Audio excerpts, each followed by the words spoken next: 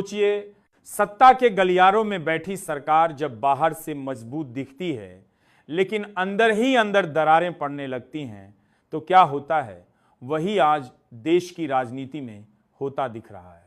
क्योंकि भारतीय राजनीति के दो बेहद चालाक, अनुभवी और ताकतवर चेहरे आमने सामने खड़े दिखाई देने लगे हैं। एक तरफ हैं अमित शाह, जिन्हें भाजपा की राजनीति का चाणक्य कहा जाता है, और दूसरी तरफ हैं चंद्रबाबू नायडू, जो गठबंधन राजनीति के सबसे पुराने और अनुभवी खिलाड़ी माने जाते हैं। दोस्तों, यह टकराव अचानक नहीं हुआ है, यह महीनों से पक रहा था। बस चिंगारी आज खुलकर सामने आ गई जब चंद्रबाबू नायडू ने यह ऐलान कर दिया कि तेलुगु देशम पार्टी अब एनडीए का हिस्सा नहीं रहेगी। और जैसे ही यह खबर बाहर आई, राजनीतिक गलियारों में खलबली मच गई, क्योंकि यह वही टीडीपी है जिसके पास लोकसभा में 16 सांसदों की ताकत है, और यही 16 सांसद 2024 के बाद बनी सरकार के लिए ऑक्सीजन की तरह थे। दोस्तों, सवाल उठता है कि नायडू ने ऐसा बड़ा फैसला क्यों लिया? आखिर ऐसी क्या मजबूरी आ गई कि इनको यह फैसला लेना पड़ा? ये सारी चीजें आज हम इस वीडियो में बताने वाले हैं। लेकिन दोस्तों, हमेशा की तरह आपसे एक छोटी सी रिक्वेस्ट है कि अगर आप इस वीडियो को अभी तक देख रहे हैं तो इस वीडियो को एक लाइक करके देश संदेश चैनल को जरूर सब्सक्राइब कर लें और कमेंट में हमें यह जरूर बताएं कि आप इस वीडियो को कहां से देख रहे हैं। दोस्तों, यह सिर्फ आपके लिए 1 सेकंड का काम है, लेकिन इससे हमारी काफी बड़ी मदद होती है। तो प्लीज एक लाइक, सब्सक्राइब और कमेंट जरूर करें। तो चलिए वीडियो में आगे बढ़ते हैं। दरअसल दोस्तों, इसका जवाब छुपा है उन वादों में जो केंद्र सरकार ने आंध्र प्रदेश से किए थे, लेकिन समय के साथ अधूरे रह गए। नायडू ने प्रेस कॉन्फ्रेंस में बेहद साफ शब्दों में कहा कि आंध्र प्रदेश को विशेष राज्य का दर्जा देने का वादा सिर्फ कागजों और भाषणों तक सीमित रह गया। अमरावती को राजधानी बनाने का सपना दिखाया गया, लेकिन जमीन पर कुछ नहीं उतरा। विकास फंड की बातें हुई, लेकिन पैसा नहीं पहुंचा। और सबसे बड़ी बात यह है कि दिल्ली से बैठकर आंध्र प्रदेश पर फैसले थोपे गए। दोस्तों, नायडू का यह गुस्सा सिर्फ भावनात्मक नहीं था, बल्कि पूरी तरह राजनीतिक था, क्योंकि वह यह संकेत दे रहे थे कि केंद्र सरकार राज्यों को बराबरी का सम्मान नहीं दे रही। और यही बात अमित शाह की राजनीति पर सीधा सवाल बनकर खड़ी हो गई।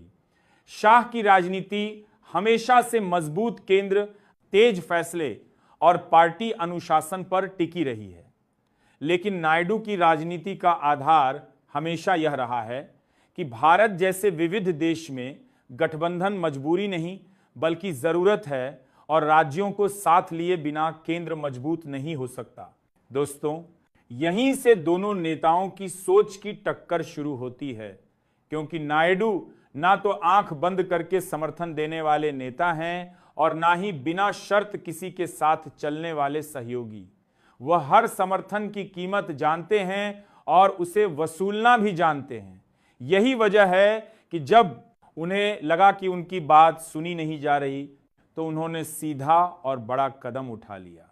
उधर भाजपा की तरफ से भी प्रतिक्रिया आने में देर नहीं लगी। अमित शाह ने पलटवार करते हुए कहा कि नायडू का यह फैसला कांग्रेस की साजिश का नतीजा है और वह वही गलती दोहरा रहे हैं जो पहले कर चुके हैं। लेकिन दोस्तों, असली सवाल ये नहीं है कि गलती कौन कर रहा है। असली सवाल ये है कि क्या भाजपा अब उस स्थिति में है जहां वह सहयोगी दलों को नजरअंदाज कर सके? क्योंकि इस बार हालात बिल्कुल अलग हैं। इस बार भाजपा के पास पूर्ण बहुमत नहीं है और हर एक सहयोगी की अहमियत कई गुना बढ़ चुकी है। दोस्तों, यही वह मोड़ है जहां यह कहानी सिर्फ आंध्र प्रदेश या दिल्ली तक सीमित नहीं रहती, बल्कि पूरे देश की राजनीति को प्रभावित करने लगती है। क्योंकि अगर टीडीपी जैसे दल एनडीए से दूरी बनाते हैं तो सरकार का बहुमत 270 के आंकड़े से नीचे फिसल सकता है और यहीं से विपक्ष को भी हमला बोलने का मौका मिल जाता है। राजनीति में इसे ही कहते हैं मौके की राजनीति, जहां एक की कमजोरी दूसरे की ताकत बन जाती है। और दोस्तों, इसी कमजोरी की आहट पाकर विपक्ष के नेता राहुल गांधी भी खुलकर मैदान में उतरते हैं। चुनावी प्रक्रिया, वोटिंग सिस्टम और सत्ता के तरीकों पर सवाल खड़े करने लगते हैं। लेकिन ये सारी बातें अभी शुरुआत हैं। असली खेल तो अभी बाकी है, क्योंकि इस टकराव के पीछे सिर्फ बयान नहीं बल्कि सत्ता की दिशा तय करने वाली रणनीतियां छुपी हुई हैं। और यही रणनीतियां आने वाले समय में देश की राजनीति को बिल्कुल नए मोड़ पर ले जाने वाली हैं। और अब हम ये सारी चीजें अब बताने वाले हैं जो आपके होश उड़ा देंगे, इसलिए वीडियो को पूरा देखकर ही जाइएगा।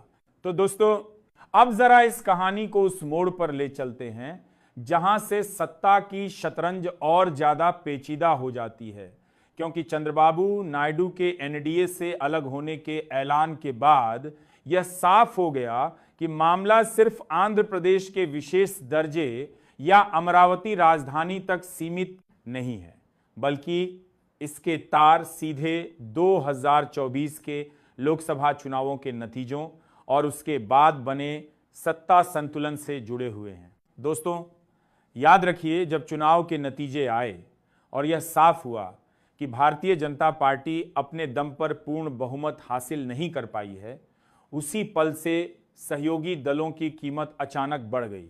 जिन दलों को पहले सिर्फ संख्या पूर्ति के लिए देखा जाता था, वही दल अब सरकार की स्थिरता की रीढ़ बन गए।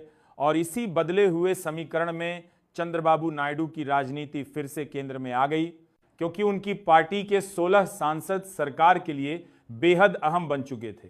दोस्तों, यहीं से अमित शाह और भाजपा नेतृत्व की रणनीति की असली परीक्षा शुरू होती है, क्योंकि अब सवाल यह नहीं था कि केंद्र कैसे चलाया जाए, बल्कि सवाल यह था कि सहयोगियों को कितना साथ लिया जाए। और नायडू इसी बिंदु पर सबसे ज्यादा असहज महसूस करने लगे। उन्हें लगा कि सरकार तो उनके समर्थन से चल रही है, लेकिन फैसले फिर भी दिल्ली में बैठे कुछ लोग ही कर रहे हैं। ना राज्यों की राय ली जा रही है और ना ही पुराने वादों को निभाने की गंभीर कोशिश दिखाई दे रही है। दोस्तों, नायडू ने आंध्रा खाने कई बार अपनी नाराजगी जताई, बैठकों में बात रखी, संकेत दिए, लेकिन जब उन्हें लगा कि उनकी बातों को सिर्फ औपचारिकता समझा जा रहा है, तो उन्होंने खुलकर मोर्चा खोल दिया। यही वजह है कि प्रेस कॉन्फ्रेंस में उनका स्वर इतना तीखा था और आरोप इतने सीधे थे। उन्होंने साफ कहा कि दिल्ली की नीतियों ने आंध्र प्रदेश को फायदा कम और नुकसान ज्यादा पहुंचाया है, और यह बयान अमित शाह की रणनीति पर सीधा हमला माना गया। उधर अमित शाह भी चुप रहने वालों में से नहीं हैं। उन्होंने पलटवार करते हुए यह कहना शुरू किया कि नायडू कांग्रेस के बहकावे में आ गए हैं और वही गलती दोहरा रहे हैं जो उन्होंने पहले भी की थी। लेकिन दोस्तों, राजनीति में इतिहास सिर्फ याद दिलाने के लिए नहीं होता, बल्कि उससे सबक लेने के लिए होता है। और इस बार नायडू ने भी इतिहास से सीख ली है। उन्हें पता है कि बिना दबाव बनाए केंद्र से कुछ हासिल नहीं किया जा सकता, और यही वजह है कि उन्होंने दूरी बनाने का रास्ता चुना। दोस्तों, इसी बीच विपक्ष ने इस पूरे विवाद को एक बड़े हथियार की तरह इस्तेमाल करना शुरू कर दिया। राहुल गांधी ने इसे लोकतंत्र और चुनावी प्रणाली से जोड़ते हुए एक अलग ही नैरेटिव खड़ा कर दिया। उन्होंने आरोप लगाया कि सत्ता में बैठे लोग चुनावों को मैनेज करने की कोशिश कर रहे हैं, वोटर लिस्ट में हेराफेरी हो रही है, और यह सब एक सोची समझी रणनीति का हिस्सा है। राहुल के इन बयानों ने भाजपा को रक्षात्मक मुद्रा में ला दिया। भाजपा नेताओं ने इसे बेबुनियाद आरोप बताते हुए पलटवार किया और कहा कि हर चुनावी हार के बाद राहुल सिस्टम को दोष देते हैं। अमित मालवीय जैसे नेताओं ने आंकड़े गिनवाते हुए राहुल की पिछली हारों का जिक्र किया और यह दिखाने की कोशिश की कि समस्या सिस्टम में नहीं बल्कि कांग्रेस की राजनीति में है। लेकिन दोस्तों, राजनीति सिर्फ आंकड़ों से नहीं चलती। राजनीति भावनाओं, धारणाओं और भरोसे से भी चलती है। और इसी मोर्चे पर भाजपा को थोड़ा झटका लगने लगा, क्योंकि नायडू की विदाई ने यह संदेश दे दिया कि सहयोगी दल भाजपा की कार्यशैली से पूरी तरह संतुष्ट नहीं है। खासकर दक्षिण भारत में यह संदेश तेजी से फैलने लगा कि केंद्र सरकार राज्यों की बात सुनने को तैयार नहीं है। और दोस्तों, यही वह बात है जो भाजपा के लिए सबसे ज्यादा चिंता का कारण बनती है, क्योंकि दक्षिण भारत में पार्टी पहले ही संघर्ष कर रही है और अब अगर पुराने सहयोगी भी दूरी बनाने लगे तो रास्ता और मुश्किल हो जाता है। इस पूरे घटनाक्रम के बीच इंडिया गठबंधन को भी नई ऊर्जा मिलती दिख रही है। तेजस्वी यादव जैसे नेता खुलकर चुनावी प्रक्रिया पर सवाल उठाने लगे हैं और चेतावनी दे रहे हैं कि अगर वोटर लिस्ट से छेड़छाड़ हुई तो इसका जवाब सड़कों से संसद तक मिलेगा।